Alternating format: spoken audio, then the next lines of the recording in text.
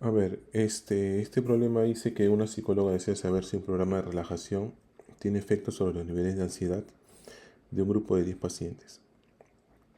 Mide los niveles de ansiedad antes y después del programa usando una escala de 0 a 100.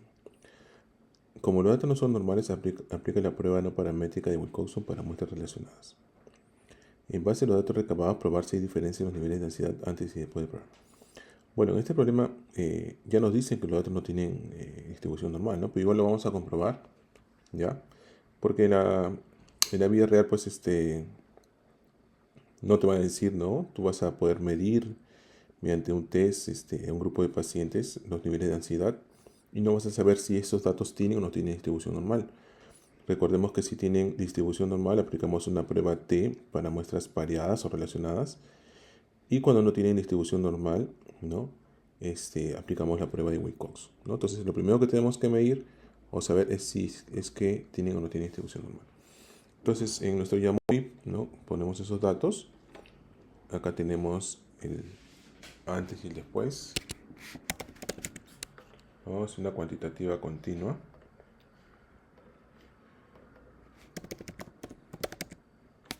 ¿No? Cambiamos el tipo de medida. Muy bien. Entonces, ¿cómo analizamos este programa? ¿No? Recuerden que las muestras pareadas es un solo grupo, ¿no? No es que sean dos grupos. Es un solo grupo, ¿no? Donde le aplicamos un determinado, de repente acá le están haciendo un taller, ¿no? Es un taller. Un programa de relajación están aplicando, ¿no? Entonces, quiere medir lo que pasa, ¿no? Antes de aplicar el programa de relajación, ¿no? Y después de aplicar el programa de relajación, ¿no? Entonces, ¿qué ha sucedido, no? Entonces, simplemente lo vamos a pruebas T, ¿no? Muestras pareadas. Pasamos nuestras variables, ¿no? El antes y el después, ¿no? Acá ya está por defecto teststudent y tenemos que aplicar la prueba de normalidad, ¿no? Entonces primero vemos la prueba de normalidad, ¿no? Copiamos nuestro recuadro.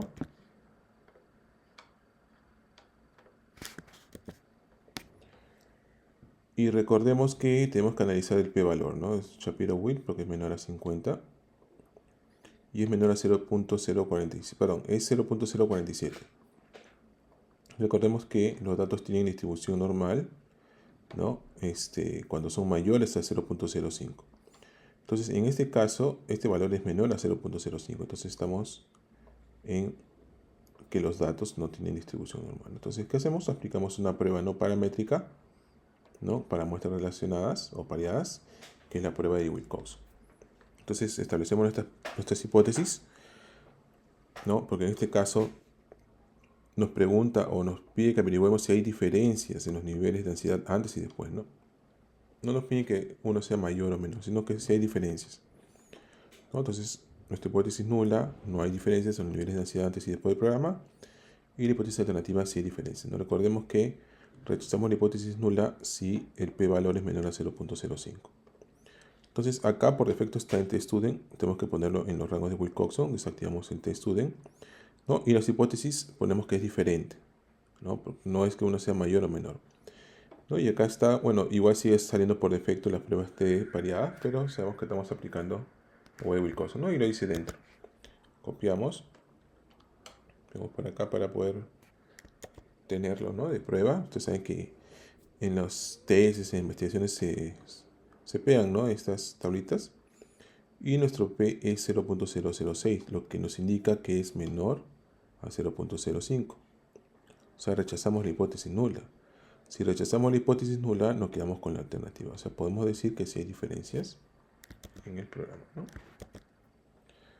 Entonces, con un nivel de significancia de 5%, se concluye que hay evidencia estadística significativa para afirmar que sí hay diferencias en los niveles de ansiedad antes y después del programa de relajación.